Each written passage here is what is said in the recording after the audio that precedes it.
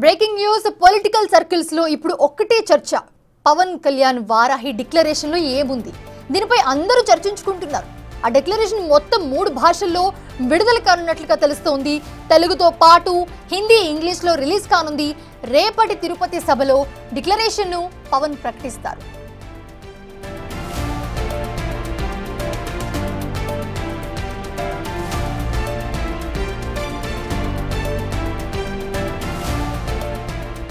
Janasena party అధినేతగా Pawan Kalyan 4 విడతలుగా ఏపీలో వారాహి యాత్ర నిర్వహించారు. వారాహి యాత్రలో అనేక సమస్యలు గుర్తించారు ఆయన.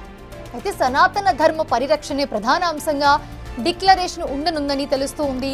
డిక్లరేషన్తో సనాతన ధర్మ పరిరక్షణ రూట్ మ్యాప్ మెకానిజంను పవన్ ప్రకటించే అవకాశం ఉంది.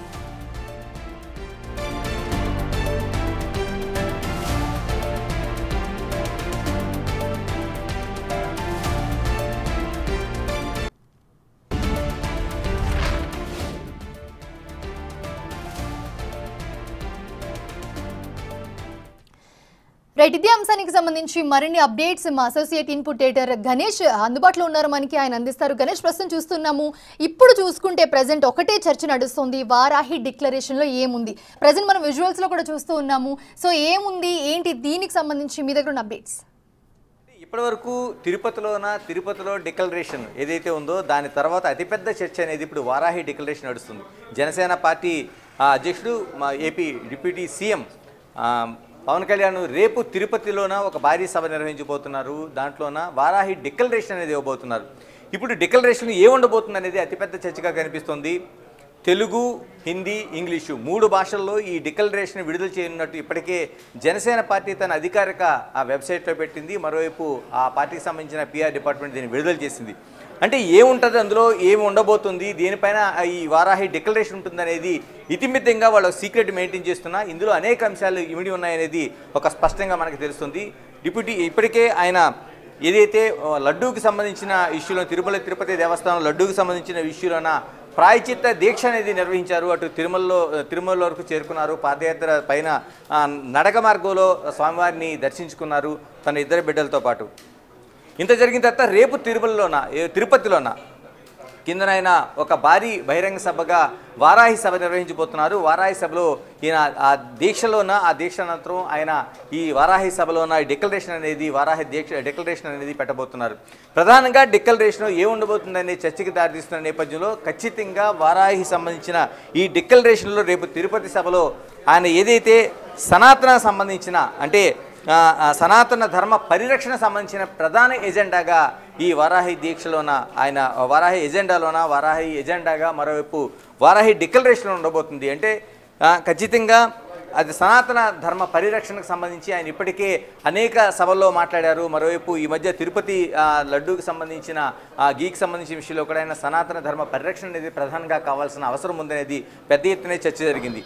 ఈ పరిస్థితుల మధ్య సనాతన ధర్మ పరిరక్షణ సంబంధించిన ఒక రూట్ మ్యాప్, అంటే ఏ విధంగా దాన్ని మన పరిరక్షణ జరగాలి, దీంతో పాటు ఒక మెకానిజం, దీనికి సంబంధించిన మెకానిజం ఏ విధంగా ఉండాలనేది ఒక ఖచ్చితమైన ఎజెండా రూపంలో ఆయన వారాహి డిక్లరేషన్ ఉండబోతుంది.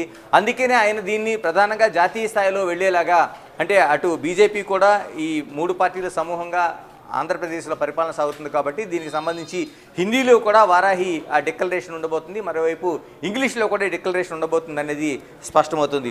గతంలో కూడా వారాహి దీక్ష అంటే పవన్ కళ్యాణ్ తన ఎన్నికల ఎజెండాకు ముందే వారాహి దీక్షను ప్రారంభించారు. ఆంధ్రప్రదేశ్లో 4 విడతలుగా ఆయన వారాహి వాహనాన్ని ప్రత్యేకంగా తయారు చేయించి ఈ దీక్షను ఆయన ఒక యాత్రను కొనసాగించారు. అంటే 2023 జూన్లో ప్రారంభమైన ఏదైతే సత్యనారాయణ స్వామి అంటే అన్నవరం సత్యదేవుని సాక్షిగా ప్రారంభమైన ఈ దీక్ష ఏదైతే ఉందో, ఈ యాత్ర ఏదైతే ఉందో, ఈ యాత్రలో అనేక అంశాలు అనేక ప్రాంతాల్లో 4 విడతలుగా ఆయన అనేక యాత్ర నిర్వహించారు. ఈ యాత్రలో అనేక అంశాలు ఆయనకి ప్రజల దృష్టికి వచ్చి, అందులోన ప్రజల కష్టాలు కావచ్చు, లేకపోతే వాళ్ళ కన్నీళ్లు కావచ్చు, వాళ్ళకి సంబంధించిన సమస్యలు కావచ్చు, అలాగే అక్యుడేట్ నిర్మాణం, సాగునీరు, రోడ్లు, ఇలాగ అనేక అంశాలు ఉన్నాయి.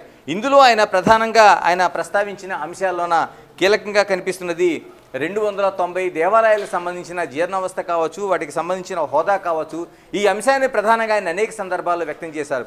అంటే మనకి దాదాపుగా ఆంధ్రప్రదేశ్ రాష్ట్రంలో అనేక పురాతన దేవాలయాలు ఉన్నాయి. ఇందులో దాదాపు 290 దేవాలయాలు జీర్ణావస్థకు చేరుకున్నాయి. వీటి ఆస్తులు కావచ్చు, లేకపోతే వాటి హోదా కావచ్చు, ఇవి పూర్తిగా నిర్లక్ష్యం చేయబడ్డాయనేది పవన్ కళ్యాణ్ అనేక దశల్లో అనేక రూపాయలు ఆయన నిరసన వ్యక్తం చేశారు. పూర్తిగా ఆనాటి ప్రభుత్వం కూడా దీన్ని నిర్లక్ష్యం చేసింది అనేది అనేక ఆరోపణలు చేశారు.